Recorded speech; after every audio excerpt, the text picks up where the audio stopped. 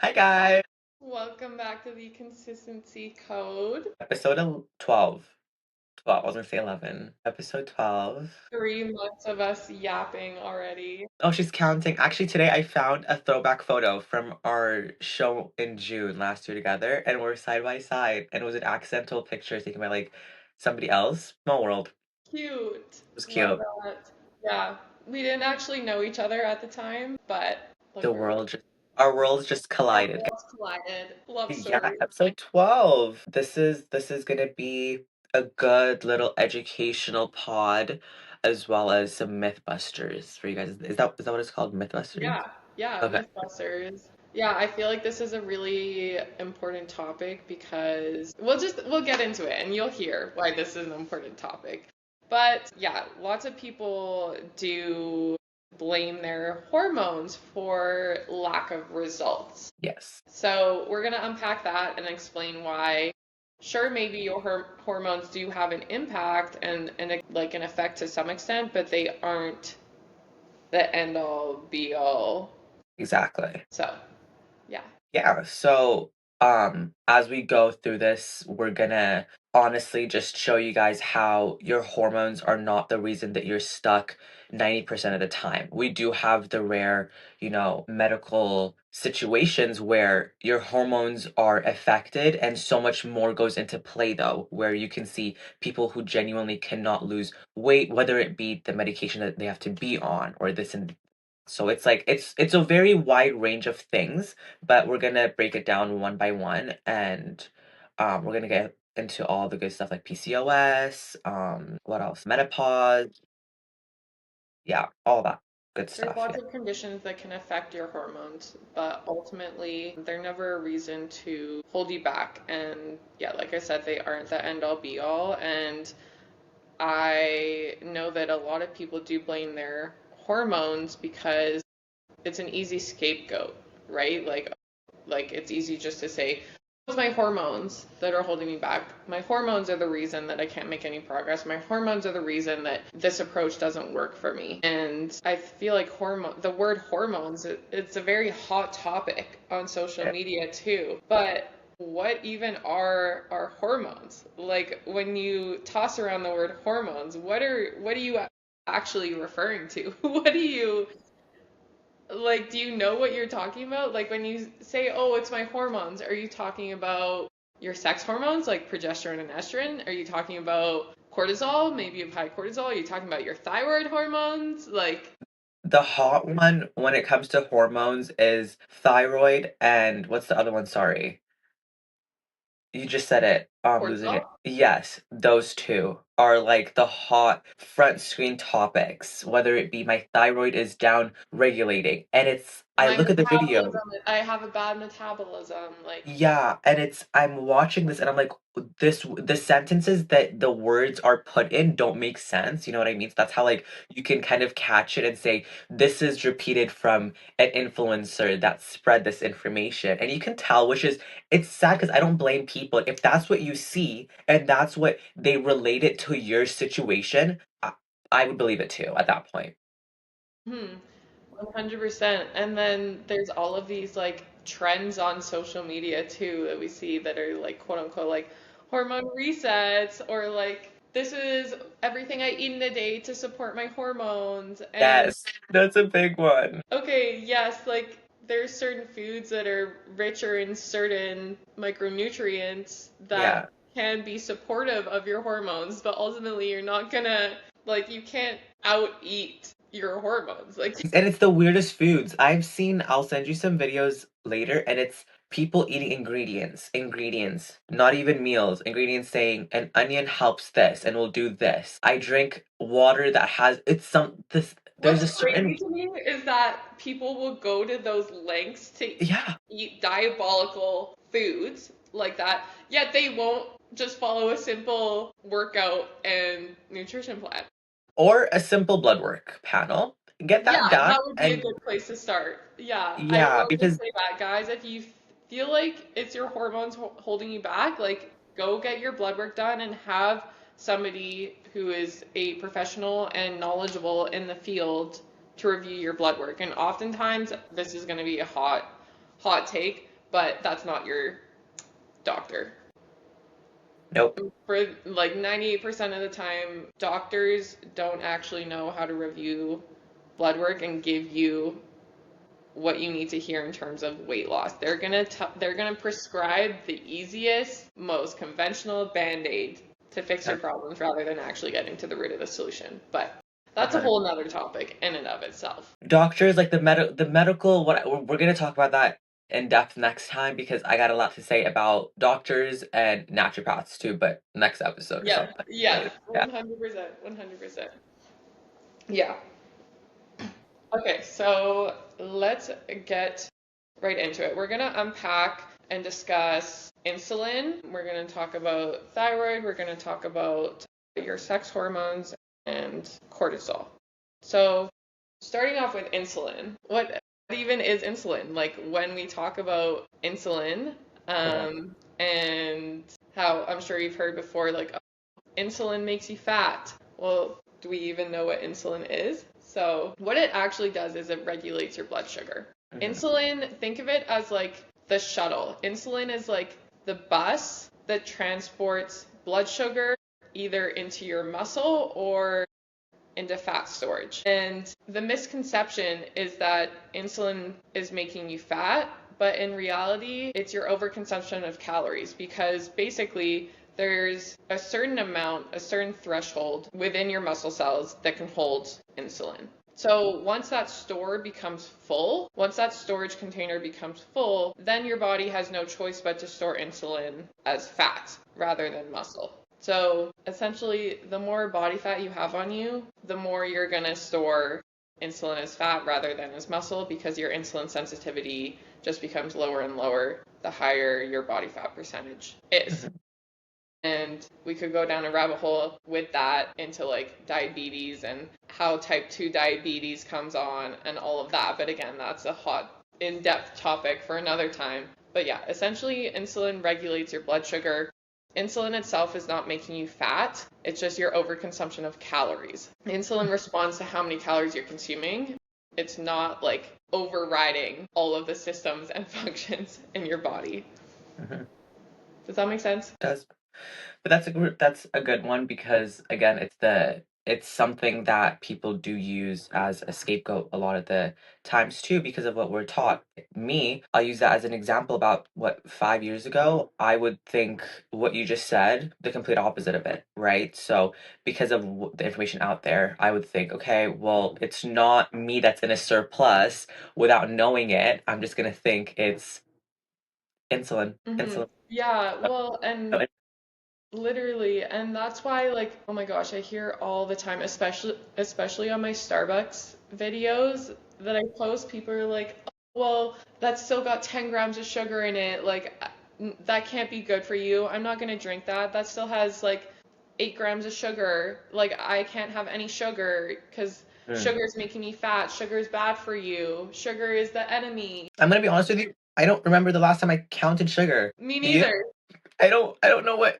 When I'm opting for sugar-free options like sugar-free drinks, sugar-free Yeah. sauces, it's because I don't want the carbohydrate. I don't want all of those carbs that Yeah, that's come with the sugar. Like, I couldn't care less about how much sugar I'm actually I consuming. don't think I even know the recommended amount of sugar a day. No, I'm about to say, genuinely, okay. It's like genuinely, me neither. the And most of I'll course, say if you're sodium. diabetic, then completely disregard all of this. Like, diabetics Yeah. are a completely different story. You need to know your We're intakes talking, yeah, ingredients.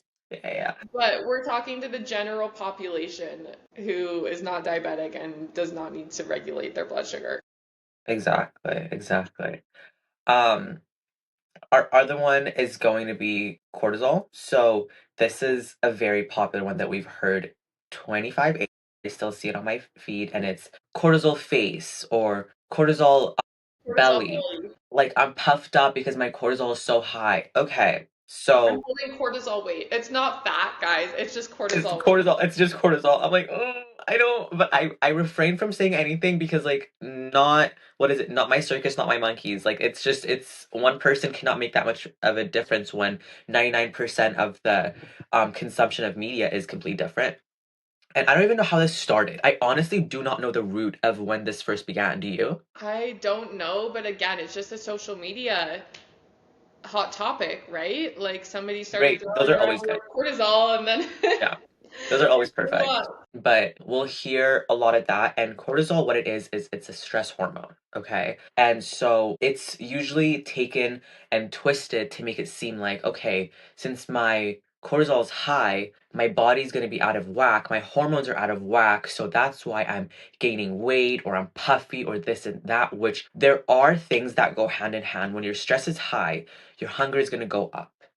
You might overeat. You're not going to move as much when you're stressed and tired and fatigued. So everything is kind of accompanied together, but instead of separating the two, hey, since I'm stressed out and I'm, let's say, out of like routine or my sleep is affected, that's not the reason that everything else is affected. It's because of my cortisol. So we have to learn to differentiate the two, and we have to understand that things go hand in hand. But you also have to ask yourself, hey, what is the start of this? Since when did I become to get overly stressed out? So when you go back and track like certain things and see that yes, cortisol spike is a thing.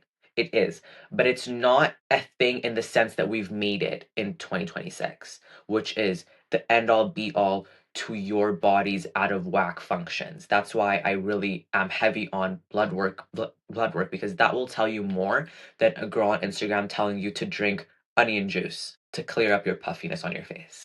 Literally, like any anti-cortisol supplement that you see being promoted, like For $60, mind you.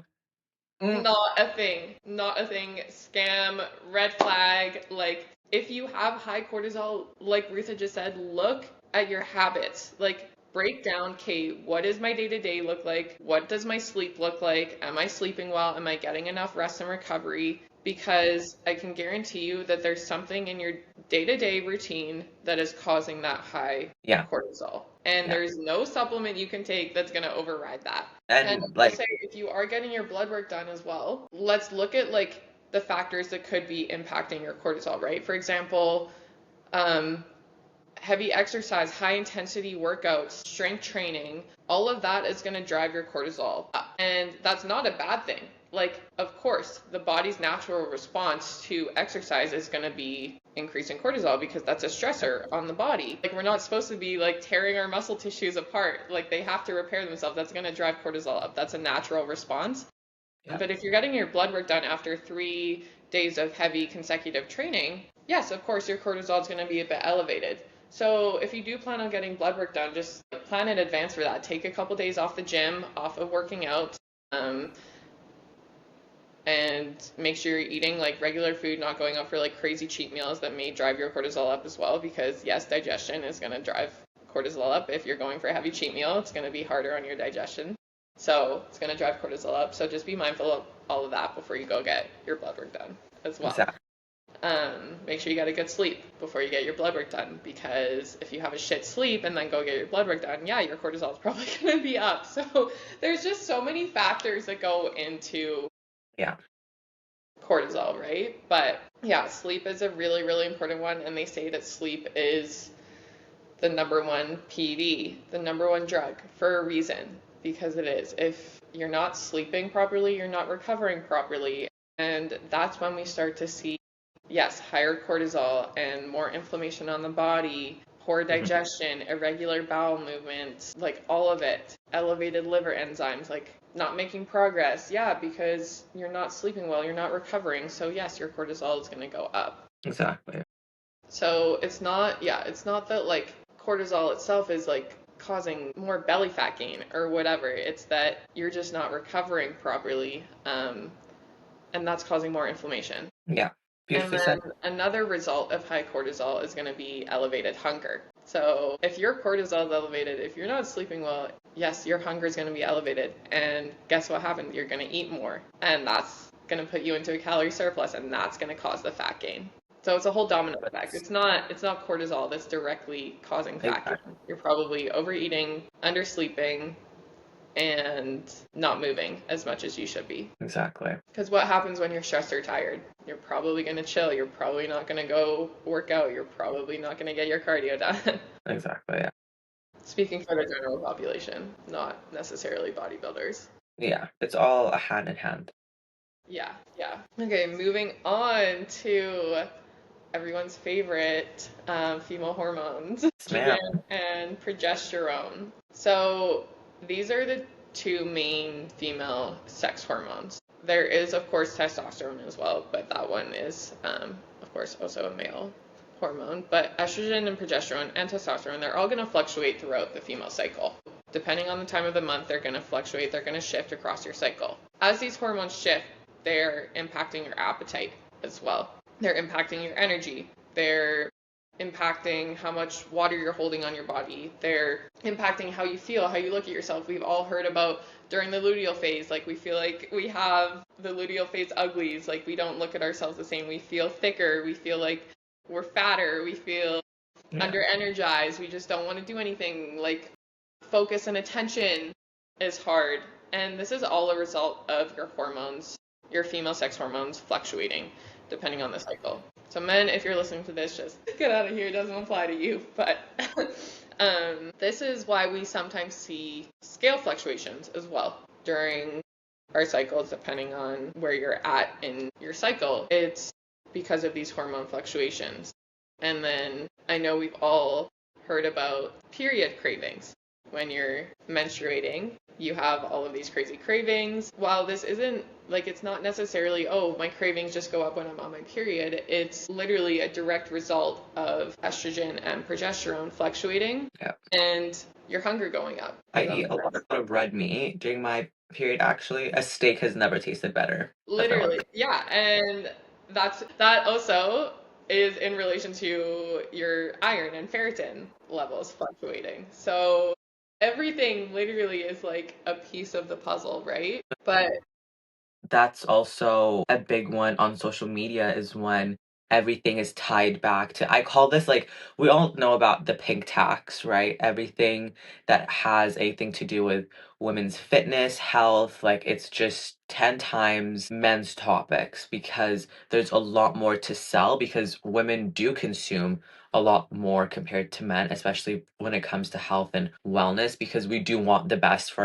ourselves and our bodies, but then to tie it to this is okay, when you're on your period, when instead of putting a focus on your hormones changing and different things during different times, we sell certain things that relate to just women when it comes to our periods and this and that. One being I saw somebody selling a plan for, this was part of it. It was when you're on your period, you should cycle sync your training to your period. I was And just gonna ask you about this. it's it's such a you know what? I'm gonna like not even gonna watch my mouth. It is such an issue because what are you talking about? If you get down to the nitty-gritty here, there is no such thing scientifically that you are supposed to be weaker or just less capable at certain points of your period. It's all person dependent. Okay? It depends on if you are in more pain than the next. That's all it is. I I'm somebody who has a lot of pain, but at the same time, every time I go train, right after, I feel better. I'm actually stronger during certain parts of my cycle. So it goes to show you that people are, again, using certain things to sell instead of educate. Exactly, yeah, because it's like this hot topic, so of course it's gonna sell. Always. Always sell, sell, On the sell. note of cycling your workouts, have you heard about seed cycling? Pardon? It's like this diet, seed cycling. So you eat like certain types of seeds depending on what phase of your cycle. Actual seed. Yeah, like pumpkin seeds, chia seeds, Like like you're a bird? yeah. Perfect. No, I have not. Try to manage your hormone fluctuation. This is the same vibes as back in the day when Big Pharma was pushing birth control onto everybody. Like we're getting away from one, getting into the other. Literally, yeah. Seed Yeah. cycling is absolutely that's a joke. And people buying it? Yes. Like naturopaths are fully recommending it. Bella, don't get me started. Don't get me started. Okay, I'm gonna let you in on a Don't little piss me off secret. right now. I'm gonna get I'm gonna let you in on a little secret, okay? Honestly, I'm not for like Western medicine, whatever the case might be. But also, I've done both, and one of them, I'm gonna be honest with you, is better, yes, but when it comes to actually taking care of what needs to be taken care of, you're still being sold things at quadruple the price, naturopaths. So go at your own risk, but it's just that's the thing. It's such BS and it's such a wide range. It's just time to stay home and self-medicate, guys. Honestly, just don't let your damn period get to your head. When you go, if you're approaching your period assuming that the scale is going to go up, you're going to be bloated, you're going to be weaker, you're going to have less energy, guess what's going to happen? Yeah, you're probably going to experience all of that because mentally that's the headspace that you're in and that's how you're approaching your period. But if you go into your period being like, oh, it's not going to affect me at all, like, sure, it's going to be a little bit more uncomfortable because I'm fucking bleeding and yeah, maybe yeah, your cramps are like a real thing. I'm not saying they're not, but if you go into it being like, "Oh, I'm going to feel shitty. I'm going to be so bloated. I'm going to have no energy." Like just go into it like it's any other regular week. And get Optimistic is how. what? Exactly. Exactly. You know what? Like I actually feel stronger on my period. Okay, I thought it was just me. It's actually, and afterwards, such a good feeling. It's such a good feeling. Yeah, I know, right? Like, I have suffered through like a couple bad cramps here and there in the gym, like mid leg day, you're like Sometimes you're in there fighting for your life, fighting for your life. But but we it needs to move get those done. weights. We But it move those weights. it needs to get done, and it feels good Yeah, after. And it actually kind of yeah. like disappears like midway through your workout. And this is not us telling you push through your pain and go. We're just opening up the doors that other people closed for hmm you while you're on your period, Yeah, yeah. or The biggest anything. thing is there's no one size fits all approach. 100%. So obviously listen to your body, but you don't need to be swapping around your workouts, syncing your workouts to your cycle. You don't need to be changing your diet because that is what's ultimately causing fat gain and causing a plateau is when you start eating more during your period, you start moving less during your period because that's like a 1 week of every single month. If 1 week every month you're going off the walls just because you're on your period, yeah, you're probably going to be stuck at a plateau. Yeah, So it's not your hormones that are causing that, it's just your actions, which exactly. is a hard truth to hear. It still is. I still don't like hearing it, so you No. guys are not alone. Yeah. And then our last one is going to be your leptin and ghrelin. So those are your hunger and fullness hormones. So So typically as we'll see, bodybuilders, we oof, we know this one a little too all well. fluctuations with leptin and We ghrelin. know we know her, we love her, okay? This Love is hate. where because the thing of it's working what you're doing when you're hungry, when you feel the hunger and you're not as full. So that's the love, the hate that the whole process of leptin, ghrelin don't like it. So it's a love hate. Yeah. Yeah. Leptin is what makes you feel full, and ghrelin is what makes you feel hunger. Yeah. So we'll see typically people talk about how dieting is hard. I feel hungry. I feel hungry, and it's always the same conversation, but usually the shift of focus from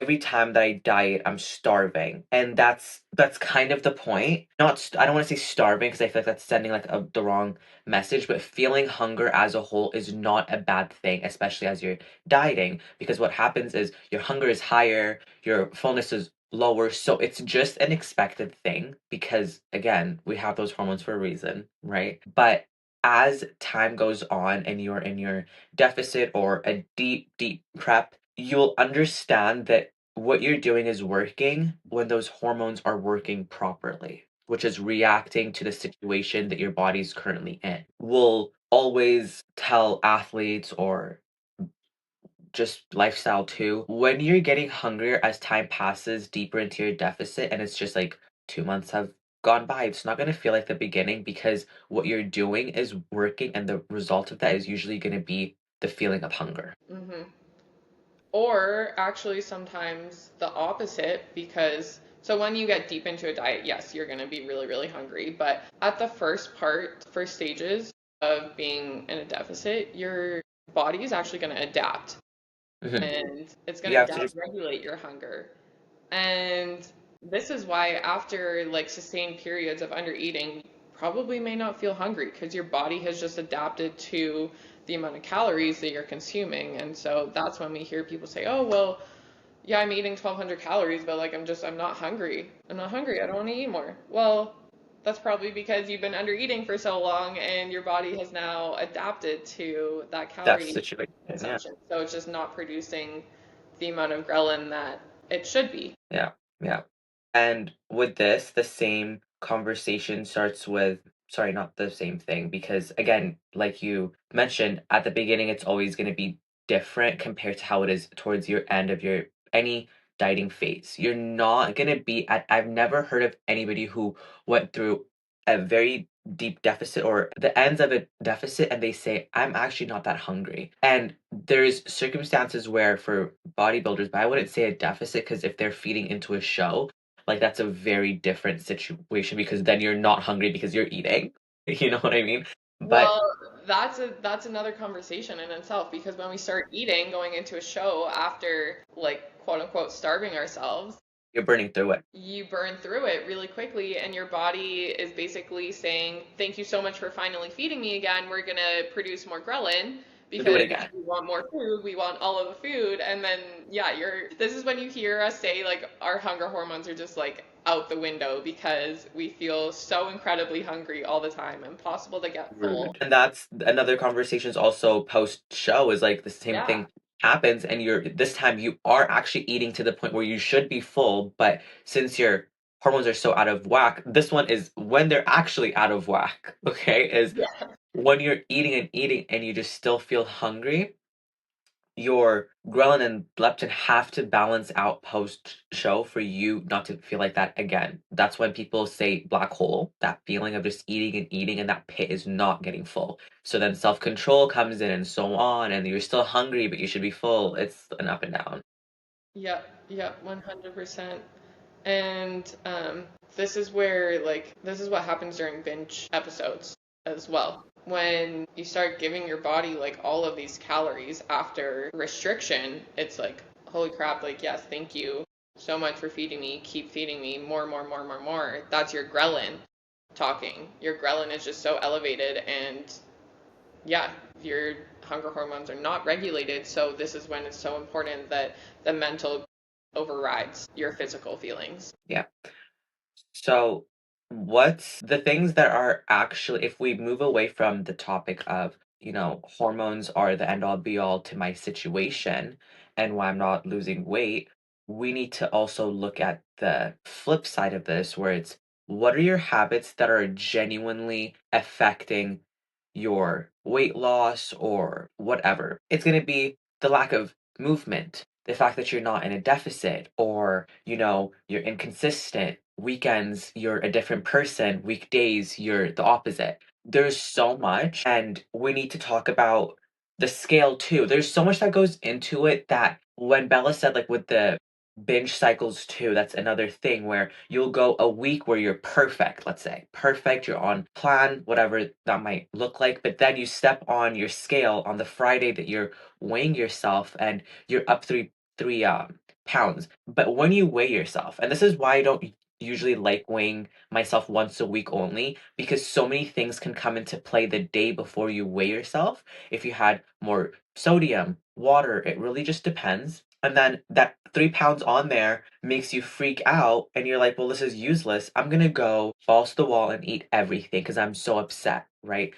But then a few days later, let's say you just get your period. So this is where consistency comes in, attention to detail too, movement. If you're in a deficit, sticking to it, not being a different person in a different day, and then hoping for the same result as the person who's consistent every day is. Exactly, exactly. There's so many different factors that go into what the scale is going to read you. I mean, you could have a terrible sleep the night before and wake up like 2 pounds heavier. So ultimately, yeah, there's so many things that go into it, and that's why Ruth said like it is helpful to weigh yourself daily so that you can pay attention to those fluctuations and see like the big picture rather than just One the day. small picture. And also always, I feel like this goes without saying, but always weigh yourself fasted because of Always. course No it's clue. gonna if you No. go to the gym, if you go to the gym and step on the scale in the gym, yeah, there's gonna be massive fluctuations because I can guarantee you you're not consistently eating the same like this exact same quantity of food, the exact same food, and the exact same amount of water. Exactly. Or wearing the same outfit that you're stepping on the scale Girl, in the gym with. Like, if I could tell you what I step on the scale with, I am so superstitious. The same tile of floor, no clothes. yeah. I'm not playing games, okay? I've No heard of clothes, no underwear. Like, like I actually, if I'm wearing a shirt and I'm really cold, I will make sure to know how many grams that shirt is and I'm taking it away. I I don't care. know I'm suffering the cold, but Like I'm not playing around with this, and that's where like you just I've heard people say I'll weigh myself with a shirt, like I don't care, or a hoodie or sweats, and it's like, oh, that's fine, but don't expect things to look different either, because you're not keeping that consistency in what you're doing, and then when things are fluctuating so much, you can't pinpoint as to what it is, and you might take yourself into a deeper deficit. No, it's just things that can be solved easier. yeah, yeah. And something else I want to touch on is women, older, I don't want to say older women because y'all are not old, but when you hit menopause or approaching menopause or get into like the retirement phase of your life and you say, oh, it's my hormones that are holding me back. Hmm. Yes, our hormones as females fluctuate as we age, but it's not actually your hormones that are holding you back from making progress because your body doesn't just one day wake up and like your body doesn't one day just wake up and say, "Yep, like we're not going to function the same way we used to. We're not going to lose weight the same way we used to." It doesn't work like that, right? Your body doesn't hit this like, Exactly. certain point on the clock and just switch off. Exactly. I can guarantee you that what's having more of an effect on your inability to lose weight the same way you did maybe 20 years ago is just the fact that your lifestyle has changed. Your eating habits have changed. Maybe you're traveling more than you used to. Maybe you're just not moving as much as you used to. Or, like I said, your nutritional habits have changed. What you're consuming in a day has changed. Maybe you're eating a lot less and have been severely under eating. And so now your body's just down regulated your thyroid and you're not burning as many calories just at rest. Maybe you're neat. Your like exercise thermogenesis throughout the day is lower than what it used to be. There's so many different things, and it's probably not your hormones that are directly causing that plateau. Yeah. Very well said. Thank you. I needed to get that one off my chest. She's been Because holding it in. someone like speaking like from myself, like as somebody with tanked sex hormones, that is Hmm. not holding me back from losing fat. Mm-mm. Like I'm very much still making progress right now, and my sex hormones read that of a menopausal woman. So I can guarantee you Hold on. that is not the issue. That is not the issue. Can I get you started on something? This is a sensitive topic for us, I think. Okay, I'm gonna quote it, okay? Weight loss does not work the same for me because I have PCOS. you're right. That is a sensitive topic. I don't want to talk about this. Girl, not even just PCOS. I have Hashimoto's. I have endo, I have whatever it is, that's the reason that I can't lose weight. No. Okay, like anything, I have to be careful with my wording here because I don't want to completely disregard your condition. Yes, having certain conditions may have a slight impact, but your I've PCOS never is seen not this amount of censored Bella, by the way, but resume. your PCOS is not the reason that you can't lose weight. Again, like the menopause thing, it's not like your body suddenly develops PCOS and is like, oh, no, we're not gonna burn body fat anymore. Yeah. It's exactly what you said. There is, oh my gosh. Medical conditions are not there for no reason, right? They will make certain things harder, but not impossible. So I'm not too sure. And this is another sad thing is like again, when people are diagnosed with certain things, we use that to benefit us. As in, let me sell this thing that's going to make this person feel, what's the word? Make them feel heard. Okay, so now you're tapping into emotions here when somebody's going through something real. And instead of helping them with, talking about the truth here, like you still can lose weight. So the hope is not gone. It's just you're going to have to work a little bit harder. And that's all it is. But instead, it's since you have PCOS, it's not going to be calories in, calories out anymore. it's going to be something else that's way more complicated, but it's just going to make you feel validated. And that's Ultimately, sad.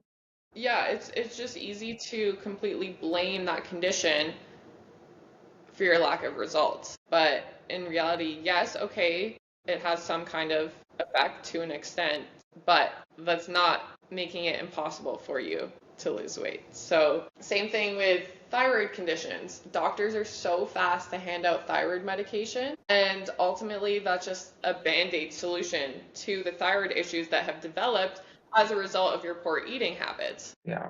Yeah. And this is And why. oftentimes your thyroid issues can be fixed with diet alone instead of spending how much on thyroid medication that you're now committing to for the rest of your life. And let me tell you, very dangerous. It's not something that you can just, okay, I'm just gonna take it because it's like an antibiotic or it's Tylenol. No, thyroid medications are so serious because that is going to affect you one way or another. And it's not meant for everybody, but we're handing it out like it's for everybody, and it's not. I know, literally. And what's also sad is people say, oh, I can't afford coaching, I can't afford a nutritionist, I can't afford that support. And then they go to their doctor, they get prescribed thyroid medication, or even worse, like blood pressure medication, whatever. And then, like, 5, 10 years down the line, then they end up with all of these medical expenses that could have been avoided had they just invested in a fitness coach that it is a fraction of the cost of what they're paying now as a result of their poor health. Yeah. It's It's like, because again, like with the if you're in a situation that you want to solve badly, it's always going to be something that you want to solve quickly. And if doctors are willing to write anything down for you in this time span of like a 10-minute conversation, they're going to take that. But at the same time, it's later on, you're going to have to like, it's the investment now compared to down the line. Same thing, right? And and it's an so easy, quick fix solution, right? Of course, you're just gonna say yes to that medication, pop a pill, perfect, problem solved, versus putting in the work. it's people don't understand that you will create with these certain medications, you will end up in a position in the future where you will actually not be able to lose weight because these medications will affect you to that extent. And so there's other things that we can do before we go to let's pop a pill, put, take the Ozempic, this and that, because also now there's Ozempic is leading to cancer apparently. You didn't Really? read that? Yeah, yeah, yeah, yeah, yeah. The one not taken, like, accordingly. Yeah. You're not diabetic, you're taking it for fat loss reasons, and not right now. Please, I'm hot. I'm getting, like, I feel my skin getting hot. We're getting heated. I We can't do need it. to wrap this one up. Anyway, Yeah. So honestly, the message that we're trying to get across here is that hormones, yeah, they're gonna affect your hunger, they're gonna affect your energy. As a result, maybe they're affecting your behaviors if you're not just staying consistent with your nutrition plan and your workout program. yeah. And that change in your behavior is what's causing a plateau or making you feel stuck or making you gain weight. Hormones don't override fat loss. So if you think it's your hormones, if you're blaming your hormones, let's take a step back and look at, am I actually being consistent with my calorie deficit? Am I actually being consistent with my nutrition plan, tracking my macros, hitting my protein goal, not overeating carbs or fats? Am I actually being consistent with my workouts every single day? Am I getting my steps in?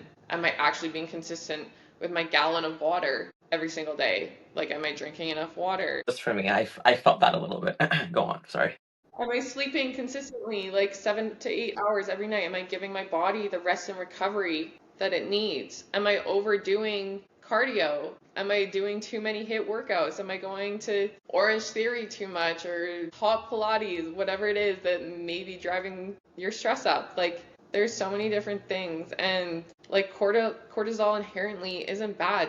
Cortisol works on a cycle, right? So cortisol is going to be most elevated in the morning when you first wake up, and then as the day goes on, it's going to slowly digress down to nighttime when you feel that's when you start to feel tired, calmer because your cortisol is coming down for bedtime. And this is all like with your circadian rhythm. So like cortisol itself is natural. It's not a bad thing. Our sex hormones fluctuating throughout the month, not a bad thing, natural. Like hunger hormones, yeah, you're supposed to get hungry when it's time to eat. You're supposed to feel full after your meal. And so if they're dysregulated, then yeah, that's going to affect your progress. Yeah. So many Yeah, things that go into your hormones, but it's probably not your hormones that are holding you back. It's just your actions. exactly. Their hormones are there for a reason. They're built within us for a reason. There's always that. And when things are mismatch, when things are up and down, it's your hormones are the things that are just changing the experience and how you get there rather than the actual outcome, right? It will never be a you gain 30 pounds because of your hormones and that's it. That will never Impossible. be impossible unless you let it get there. So it's a choice that needs to be made and a habit that needs to be changed with what you implement into your daily lifestyle, what you decide to hear from other people and run with it. There's a lot of different things, but obviously it's hard to navigate what the truth is from the line, the person that's trying to sell you something, and it can be hard, but do your own research too. It doesn't always have to come from somebody else's mouth. Do your own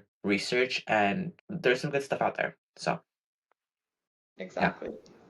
Exactly. Well, yeah, literally. Thank you all for tuning in. I hope that this was helpful. If you have any questions about hormones, please reach out.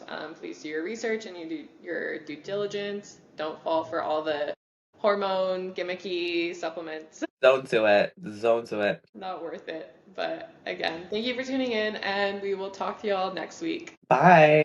I'll be Loki.